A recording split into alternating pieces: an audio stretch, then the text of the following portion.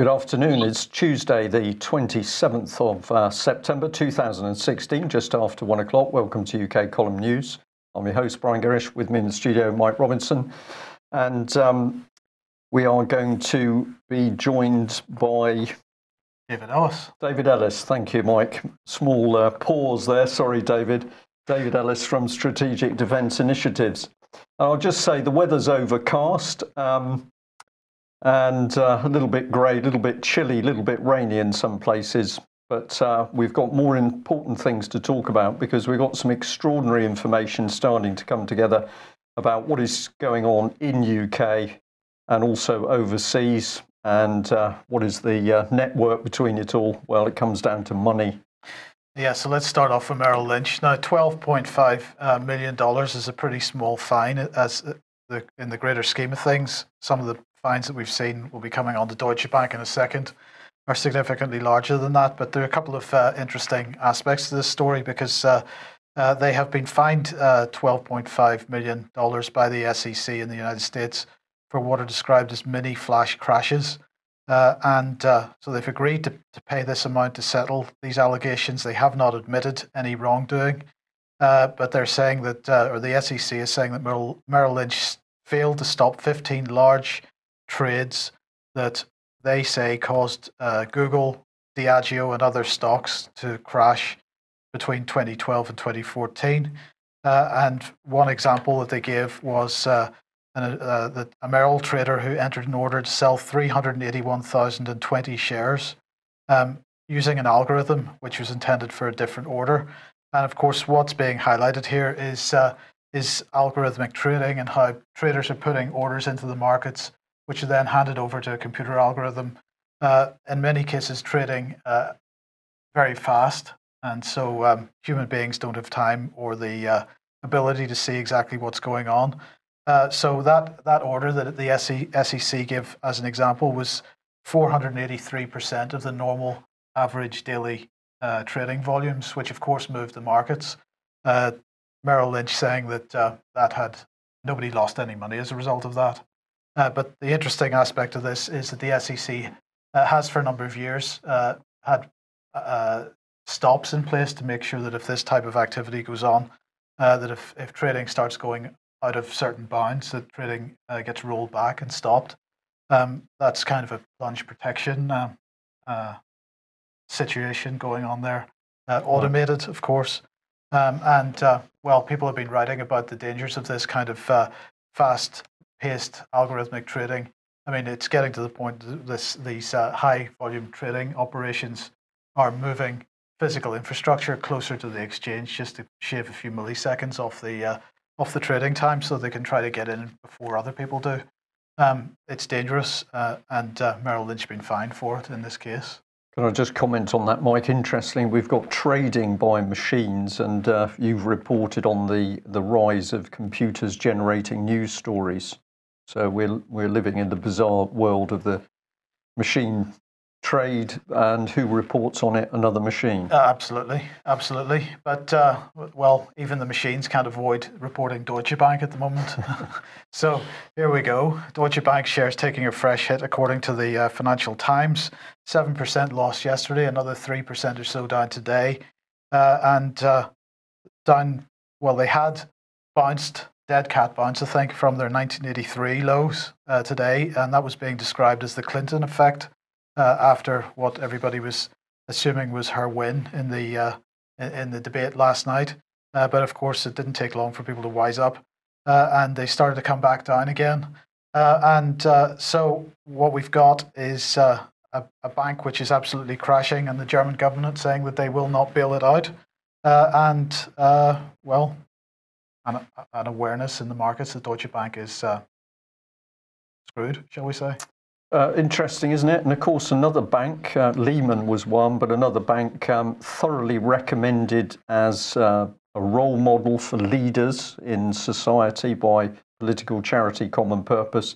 School children invited to take part in events with Deutsche Bank on the basis that these bankers are the people we should be following to lead us over the rainbow into the new world.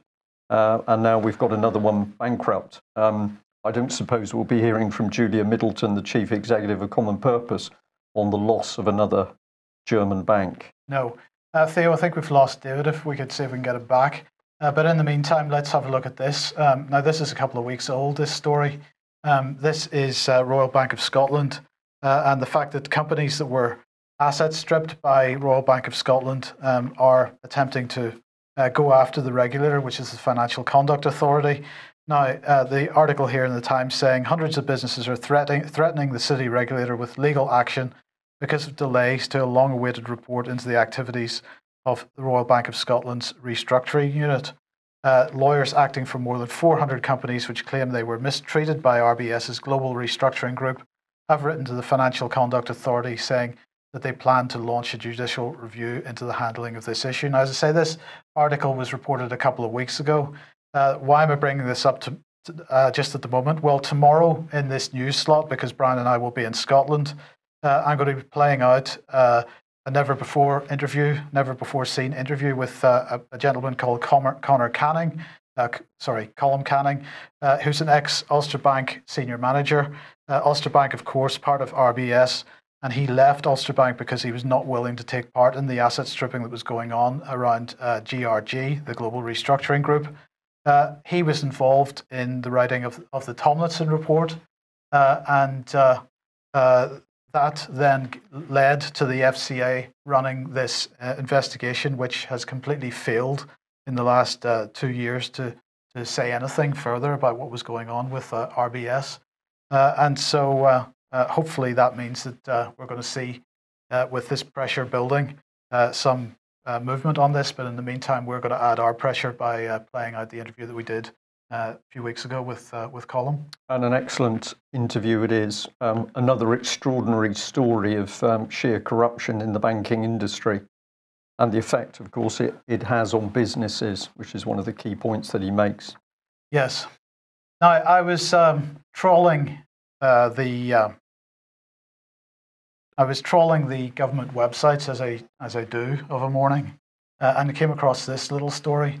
UK government's anti-corruption support to Sierra Leone. And at first glance, it doesn't seem like much of a story, but let's just go through it and explain why I was interested in it at the end of the day. It says UK government's anti-corruption support to Sierra Leone, Pay No Bribe is an innovative reporting platform where citizens can anonymously report incidents of petty corruption and bribery. Citizens can register an incident by calling a hotline phone number, and they can also report on the website, or they can use a mobile application. And the recorded data will allow the government of Sierra Leone to monitor public sector corruption trends and use quantitative evidence to design more effective anti-corruption policies and processes. So, you might say that Sierra Leone is potential corruption problem there. This is a step in the right direction, perhaps, but why was I particularly interested in it? Well, it was because of this. Counting the Pennies, a report just out today by Transparency International UK. And what are they saying? They're saying that secrecy behind the UK's public spending is protecting, or could be protecting, corruption in the UK. I can't imagine there's any corruption. I shouldn't think there's any corruption at all in UK, Mike. No, really. Indeed. So the report states that, gives an example of the borough of Hackney, £14 million invested in projects, but documents so heavily redacted that it wasn't possible to tell who was receiving or the cash, who was spending the money. They found that procedures were opaque. They found that when data was available and accessible through Freedom of Information, for example, that the data was presented in such a complex way that they said it defied analysis. And they highlighted that 81,057 different column names used by public authorities to describe the money they've spent. So it's impossible to know, impossible to actually follow this money through. They say that they analysed £2.3 trillion of publicly available transactions made by national and local government between 2011 and 2015. And they concluded that the UK has, in theory, one of the most open governments in the world, but the system is not working properly in practice. Well, I'm going to say the government has no such thing. The 81,057 column names. This is not accidental. This is deliberate obfuscation. It allows the government to say, oh, we're being transparent. But in fact, what they're doing is swamping us with so much data that it's impossible to actually follow the money, as it were. Brian, I think Transparency International, if they'd been paying any attention to us, for example, the presentation you gave on corruption in Cornwall, I think it was called In Cornwall Unconcerned, describes exactly this type of corruption and money disappearing to pay for things like weddings. And recording studios that didn't exist. Cornwall is a classic example of the EU taking control by injecting money, which was then not accounted for. And what did that do? Well, the person controlling the purse string controls the policy. That's the first thing it did. And then by allowing the corruption to flourish, as took place in Sheffield, as one particular case, millions of pounds disappeared in that city, but Cornwall was the same. People caught up in the corruption were then owned. They could be controlled or blackmailed. And 320 million was the start of the money going into Cornwall. Similar big sums of money going into Plymouth on a regular basis, and with it followed a trail of corruption. I haven't, despite living in Plymouth, I haven't spent too much time in Cornwall, but any time I'm there, I'm just amazed at how run down it is in many places, despite all these hundreds of millions of pounds of European and other money going in. So you just ask the question, where has it all gone? It was all frittered away on little projects that were never going to do anything to help revitalise Cornwall. But let's remember, of course, it was the EU that smashed Cornwall apart by destroying fishing and farming, the two key industries, which traditional industries of Cornwall. Well, if we mention open government, then of course we need to talk about the Freedom of Information Act, and the man who regretted bringing that act in is none other than Tony Blair. But what's he been saying? Well, he's decided that the suffering of British troops is a good idea, is a good opportunity for him to make hay for himself. So he's been commenting on the intended trial of British soldiers for so-called failings, atrocities in Iraq and other places. He had this to say: "I do not think this process should ever have been put in place. I am very sorry that our soldiers and their families have been put through this ordeal." He says, "Our armed forces gave extraordinary service in both Iraq and Afghanistan, and this type of investigation simply makes their job harder to do." Sorry, there's a typo there. I don't think this process should ever have been put in place. Well, what can we say? We just remember that this gentleman here is the man who created it. So we thought probably what he was thinking was that my real cynical agenda here is to stick up for the troops so that people forget I am the man who created the unlawful war, death and destruction in Iraq, and thus ultimately created this mess for the troops in the first place. I did actually produce this particular graphic yesterday, and I was interested to see that the Daily Mail seemed to have already picked up on this and said the sheer hypocrisy of this man is vile. I don't think there's any other word for it. But yes, Tony Blair was the man who said he deeply regretted bringing in the Freedom of Information Act because, of course, it allowed an educated public to start to see the fraud and corruption that was endemic in his government. Well, let's have a look at our politicians at the moment, and let's go back to an article in our local Plymouth Herald. Plymouth high-faced poets and politicians share their New Year's resolutions. So this is back to January 2016. And we better bring in the priority of our local MPs, because here he is, Mr. Hedgehog, Oliver Colville. He started the year saying his priority was hedgehogs, and he's certainly still on hedgehogs. So I don't think we should be surprised if we see nothing is working in the country at the moment. But presumably the little hedgehogs are doing okay. Well, we're bringing another man. This is Gary Streeter, and I'm going to thank the gentleman who sent me this article from a local paper. A word from your MP is only certainty left, death and taxes. Well, this is Mr. Streeter. He also featured in this article.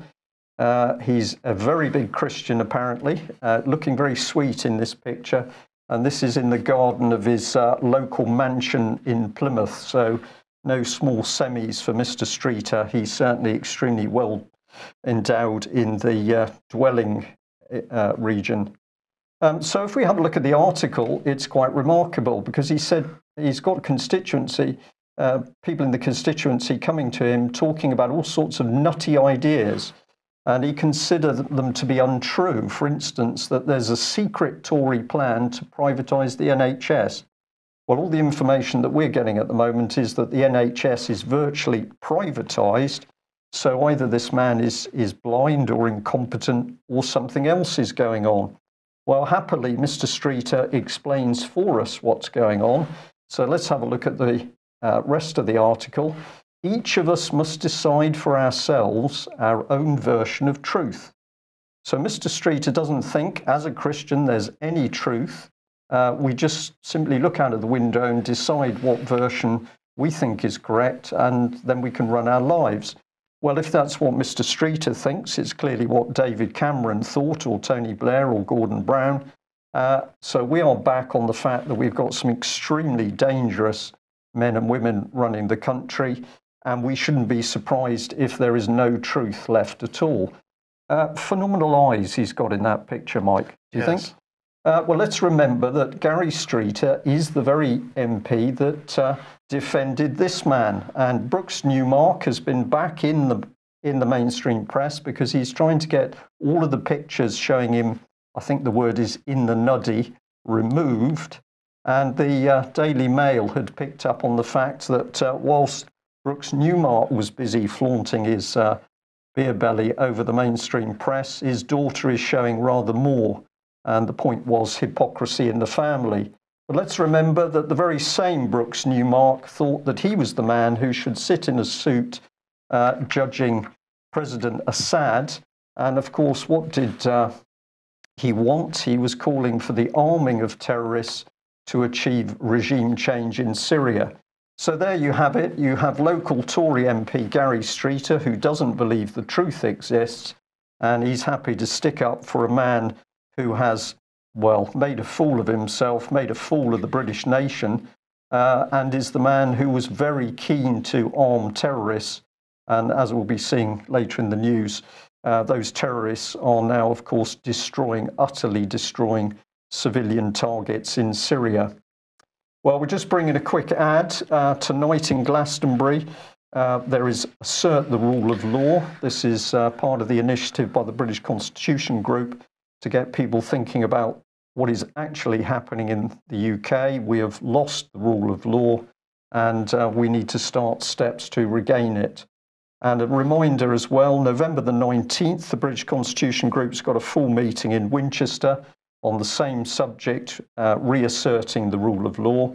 Tickets are now available through the website at £10 each.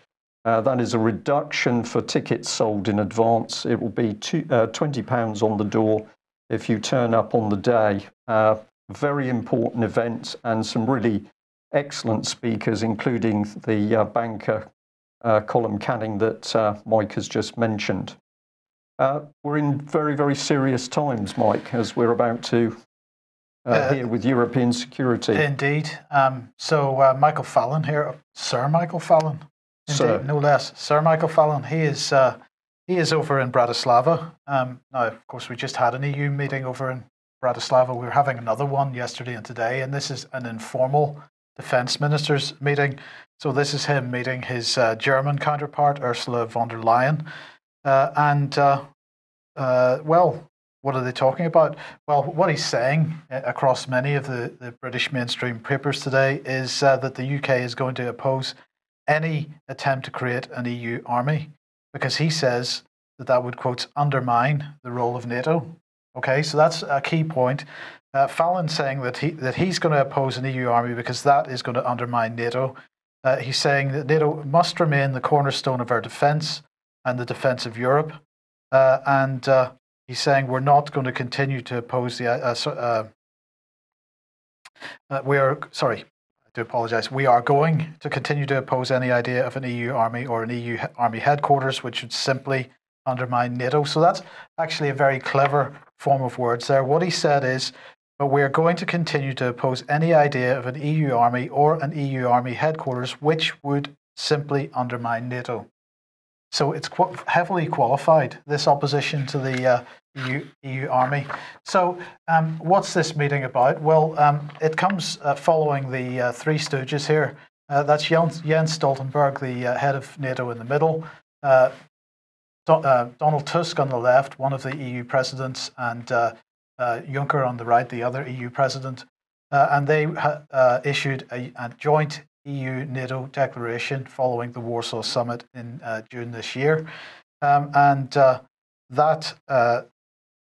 said that they were going to have substantial cooperation between NATO and the EU.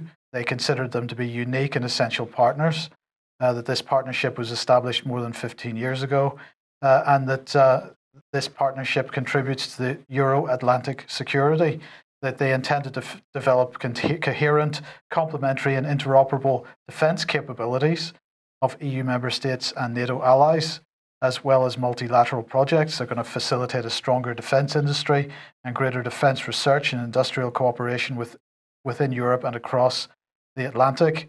Cooperation in these areas is a strategic priority, is what they were saying at the time.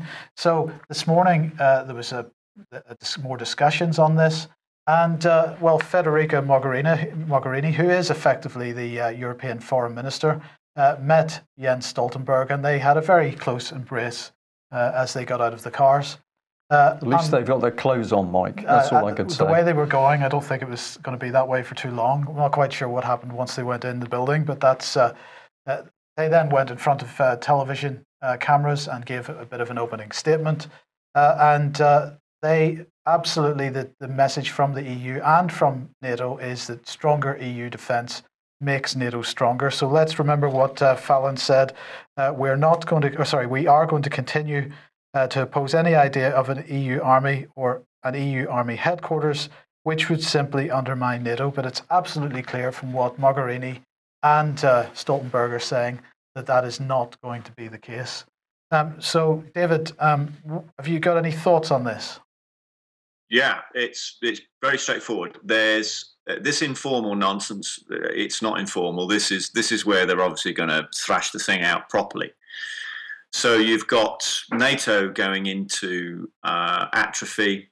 The EU military union is forging ahead at great speed, and they've already told everyone there what the sort of game is. We want to get control of all the money flows, policy flows, industrial procurement, and the capital budgets. So for Fallon to say that he's opposing this is complete nonsense, because he's just, he's really been caught out. The balloon, the balloon's gone up, and he's realised he's in dangerous water, because for quite some time under Cameron, either during the coalition or not on this recent parliament, that his sole work has been about intertwining us.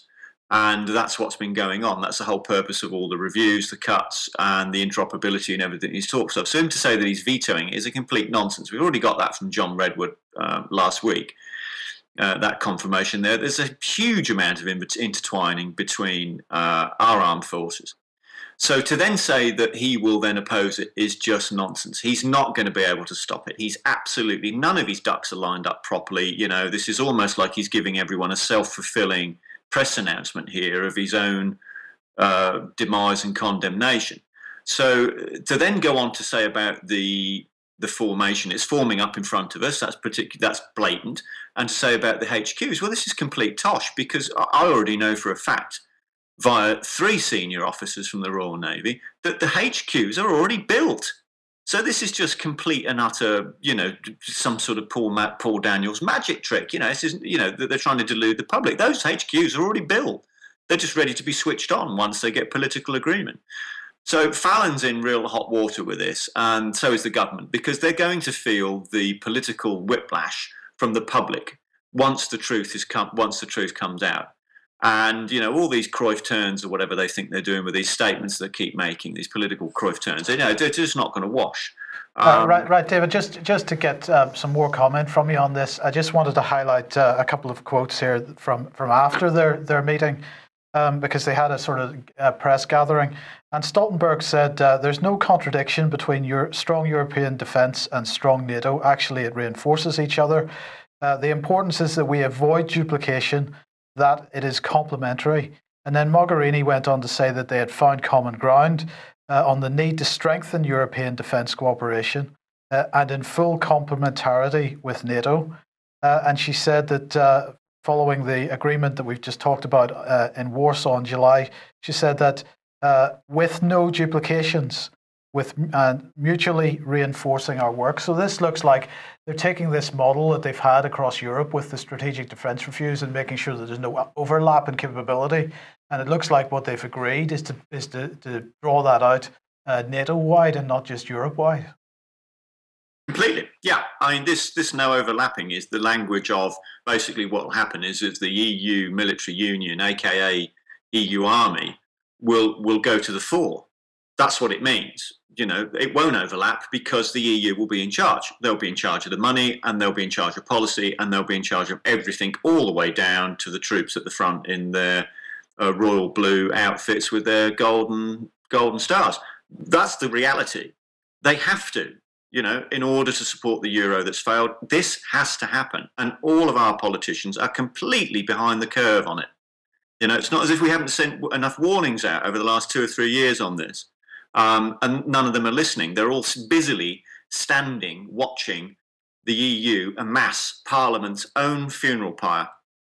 So do you think they are actually behind the curve, or is this just some public front that they're putting up? There's probably a bit of both, and I'm definitely with Rod Atkinson on this, that these other factions are making hay here because there's so much ineptitude in Parliament. So there'll be a tiny few that are complicit, but the majority of them will just be completely inept. Okay, well, I'd just like to highlight an article that you've written up on the UK Column website at the moment. EU military union is budgetary union. Just give us a brief overview. There's a very simple recipe here. The draftsman in the middle of World War II and at the end of World War II at the Bank of International Settlements that wanted to stabilise economic growth and economic stability in the Eurozone wanted unification, and they've wanted it perhaps for a century.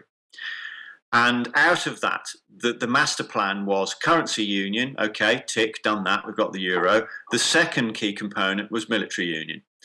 And we've been fudging around that now for 60 or 70 years because nobody wants to come clean with it. It's a political hot potato. It's very difficult to get. They knew, they were not stupid. They knew it was going to be incredibly difficult to get the general public to swallow it, considering 2 world wars, what that would actually mean.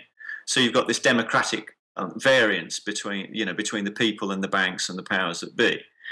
So the reason they want the military union is because it instantly gives rise to the Treasury and the powers then of a Treasury in the EU zone. So that's tax. So in effect, what we'll do is we will surrender Her Majesty's armed forces and all that goes with them.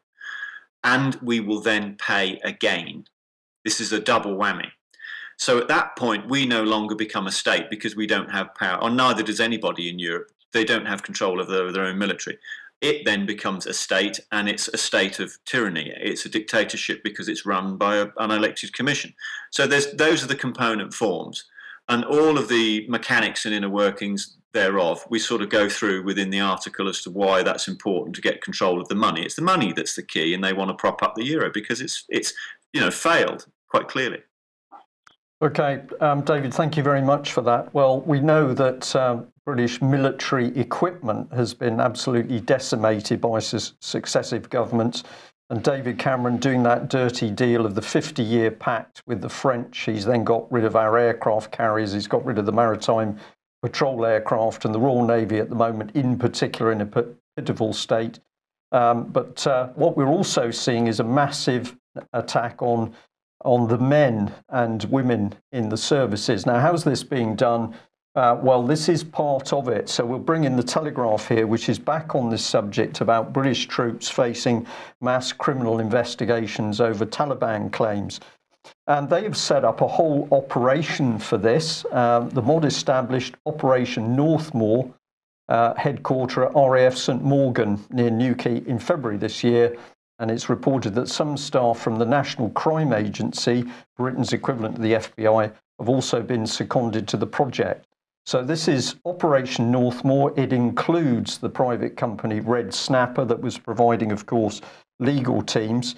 But let's think this through. If people know that if they dare to volunteer for the armed forces, they're put into a combat zone overseas, they do something wrong, or indeed they do nothing wrong, but somebody accuses them of wrongdoing, the next thing is they're up on criminal charges. And like Sergeant Alexander Blackman, they can then end up in prison for years. So by making a public trial of troops, what we're actually doing at this stage is undermining confidence in the British armed forces. So people are not going to join, and so the already poor recruiting is going to drop further. David, it is fascinating. I want to say a bit more about it, that this operation should have been put into being in RAF St Mawgan, the very base which we identified together with your good self on UK Column before any other national media outlet had got near it. Absolutely. 10 out, all credit to UKC, Brian, Mike, everybody there at the team. And I need to probably give a few people my end a bit of credit here, all the servicemen, all the officers, junior officers and senior officers that have assisted us with this over the last few years. We wouldn't have got to where we are now with the unravelling of this and the revelations and the point of revelation that we're at now. With regard to this pincer move that we're seeing, this is the absolute wanton planned destruction of Her Majesty's armed services. So we're selling off the major assets at one end well short.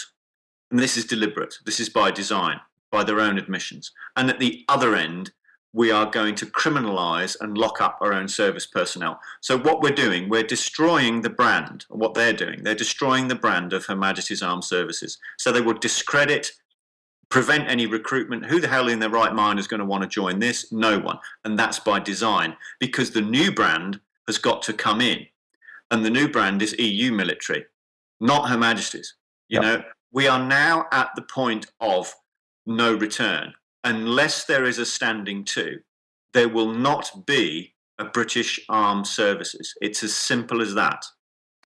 David, I couldn't agree more. And of course, we also have to add for that, why do we need our armed forces? Well, it's obviously not just to protect us from overseas external threats to the UK. It's also to defend ourselves should we end up with a criminal government which is hell-bent on tyranny.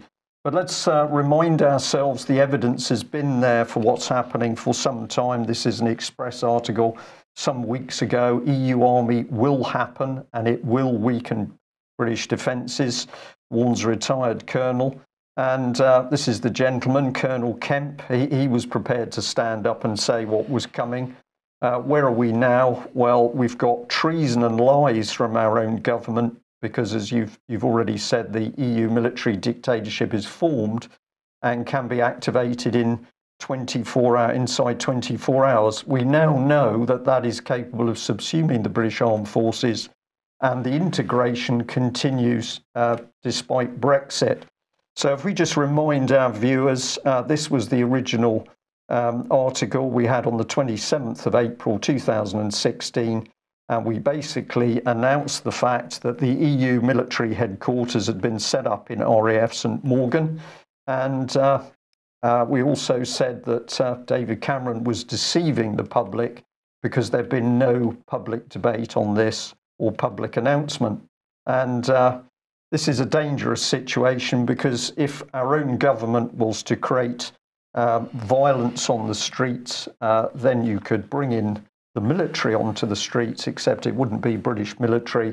What would be happening would be your EU forces coming in. And at the time we made this report in April, of course, what was happening was massive joint exercises with the French, British Army and the French Army exercising. And the French already had their command and control troops in Newquay. Now we know that same base is going to be used as the centre to try British troops who've put their lives on the line overseas. outrageous is the best I can do on this one, but the evidence is all in front of us at the moment. How do we get this information out to the wider public? Do you think, David, do we need to do more? Do we need to get in amongst the veterans associations in order to get this information through to them? Yes, absolutely. Everyone, regardless of your, what you're doing is in terms of your job or your background, everyone has got to get behind this. You've got to pressure to literally in a face-to-face fashion with your MP. You've got to disseminate this information to anybody that you know within your area that's service or ex-service, because the time is drawing near. And I just can't stress enough how important this is, that everybody gets this out into the open and talks about it. It is vital. Yeah. Well, you mentioned Rodney Atkinson, so we'll bring him up on screen, because on his site, a really excellent article hitting exactly the same spot, that we're talking Brexit, but actually, as far as the military is concerned, the opposite applies. The military is being locked ever deeper into the procurement system with the European Union, the sharing of weapons systems, and ultimately joint operations. So very dangerous stuff. Meanwhile, of course, the government is busy ramping up the threat, or apparent threat, from Russia.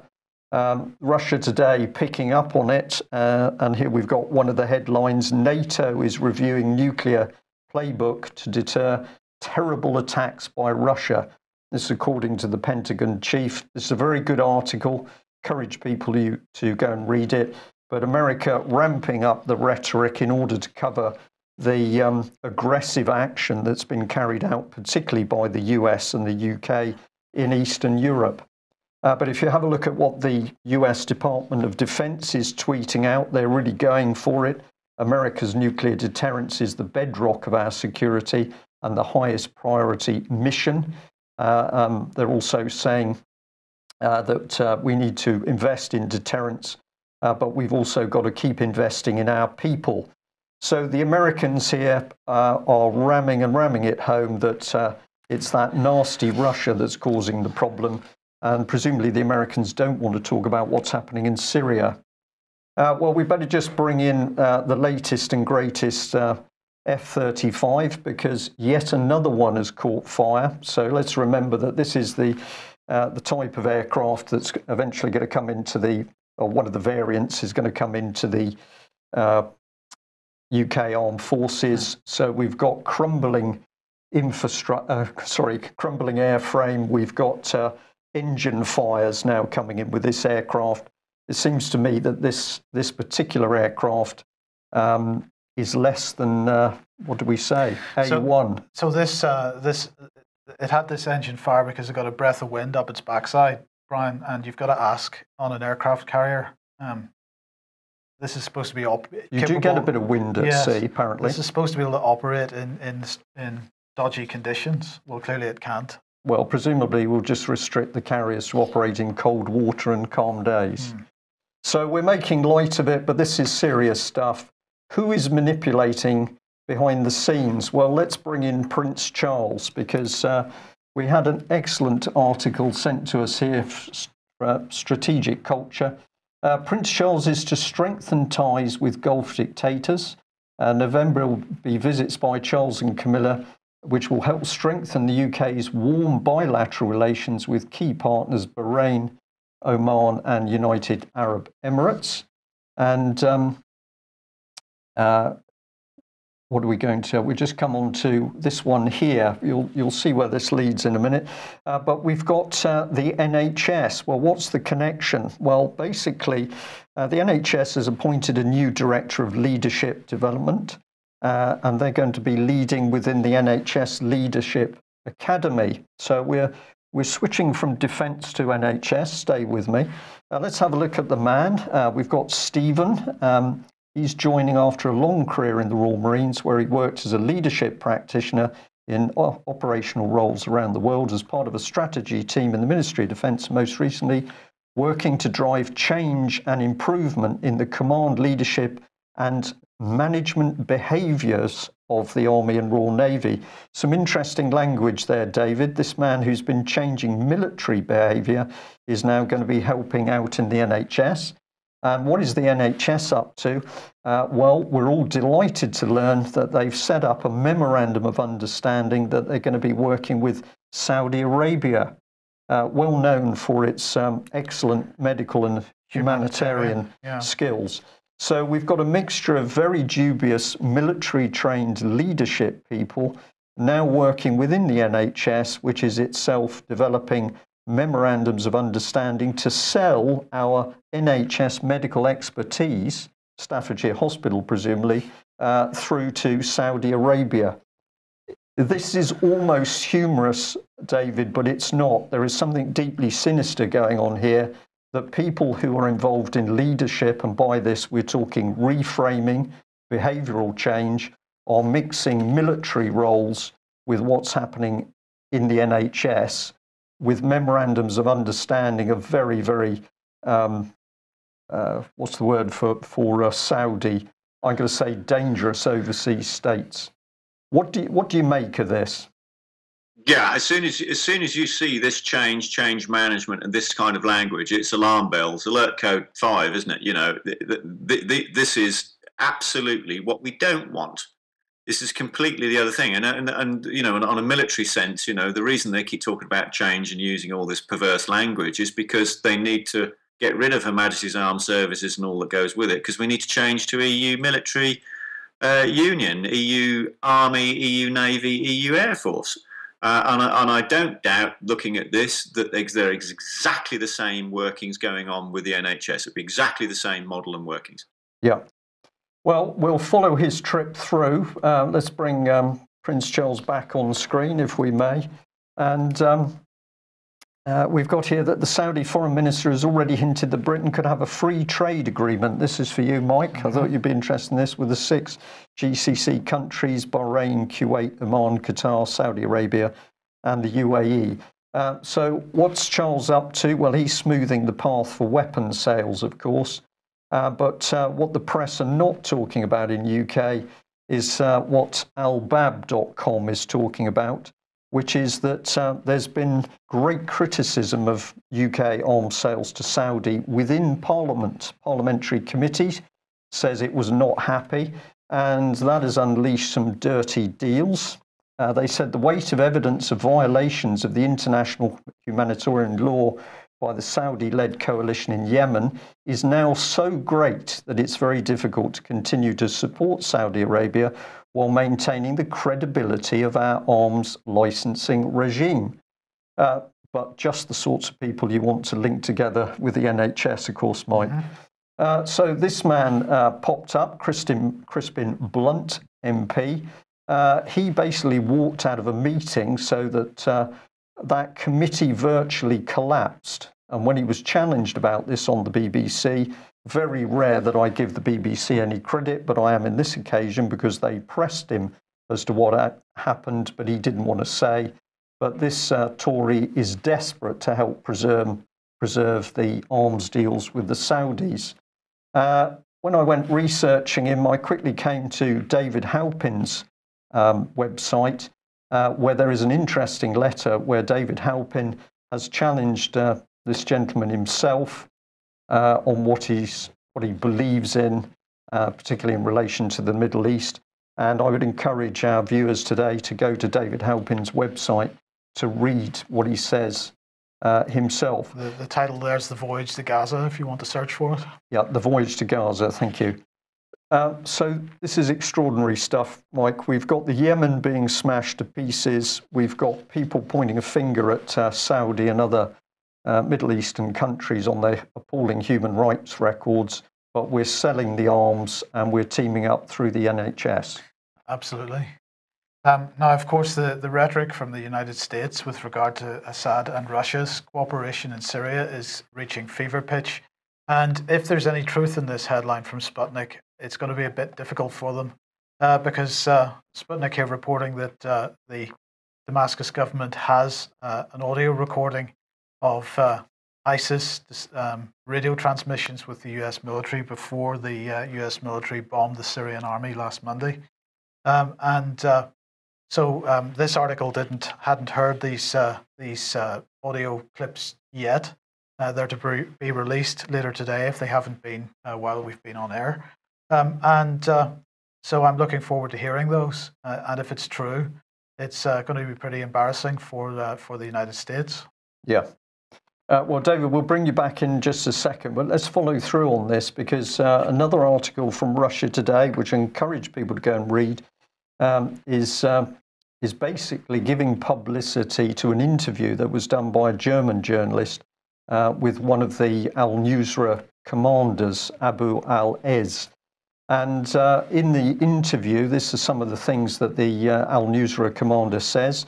Yes, the US supports the opposition in Syria, but not directly. They support the countries that support us. But we're not yet satisfied with this support. We need more sophisticated weapons. And this one is quite telling. Jabhat al-Nusra won battles thanks to TOW anti-tank rockets. Now, this is relatively old technology, but in terms of what may be available in the Middle East, it would be leading edge. Due to these rockets, we reached a balance with the regime. Our tanks came from Libya via Turkey, joined by the multiple rocket launchers. So there's the clue. David Cameron, of course, smashed Libya apart. Where did the weapons go? Well, here we can see they've gone straight into the hands of al-Nusra. And he goes on to say this: when Jabhat al-Nusra was besieged, we had officers from Turkey, Qatar, Saudi Arabia, Israel and America here, experts in the use of satellites, rockets, reconnaissance and thermal security cameras. So the message is very clear that basically it's the assistance, particularly of the United States, but also the Saudis and Israel, that are funding the terrorists and equipping the terrorists in order to overturn the Assad regime. David, if the glove was on the other hand or the boot was on the other foot, we would be screaming about this. But we've got the West funding and equipping terrorists and describing them, as we said yesterday, as rebels. It's outrageous. It is outrageous because the proliferation is only geared for one thing, and we've got a three-quarter global currency war going on, and that's ultimately what's at the base of this, or at the top of this, whichever way you look at it. So the whole problem here is that they need to shore up the currency, the dollar. So that's why it's intertwined with Saudi and the oil. Oil, dollar, oil. That's that relationship tick. And the problem we've got here in Europe is that that's obviously intertwined with the dollar, and they need their military union in order to prop up the euro. So this is why we've got this catalyzing exacerbation out here in Syria. They've used Syria as the soft touch, can get away with that. So they're fanning the flames out there and hoping that they can, as a result of it, give birth to their military union. Now, they might need to go a bit further because it's not actually working at the minute. It's stalling. We've had Brexit. There's a lot of ex-senior officers voicing concerns about what this will actually mean for our country and all the other countries. So the whole problem will be is they can't get their own way at the minute. We haven't quite given birth to the European military construct. What do we need to do? Well, we need a bit more trouble. So just a little engagement with Russia, not a too big one, but a little engagement, and that would be enough of an argument with all the propaganda machines that they've already got out there to give birth to it. So we're pretty much, actually, as far as peoples in the West, now relying upon Mr. Putin's discretion.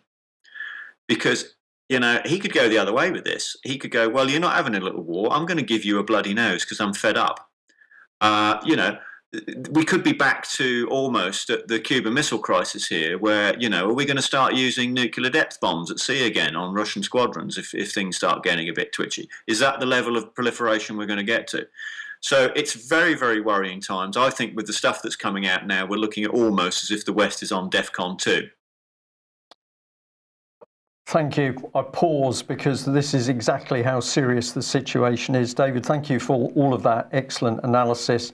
And I'm just going to end by saying if our wider audience is still not sure what the problem is in UK, let's just have a look at key figures in the Labour conference. And here we are. Who did the media focus on? Eddie Izzard. And he was crying, tears welling up apparently over the death of Joe Cox. I don't see any tears welling up for the thousands and thousands, the hundreds of thousands of children who've died in the Middle East as a result of Western political agenda. But men in pink berries and lipstick helping to run the country. I think I can understand what's going wrong. That's it for today. David, once again, thank you very much for joining us. We will be away for 2 days. So for tomorrow and Thursday, normal services resumed on Friday. And as Mike has said, we'll be showing other material. Thank you. Yeah. For tomorrow and Thursday. Thanks very much for joining us. We'll see you Friday. Bye-bye. All right.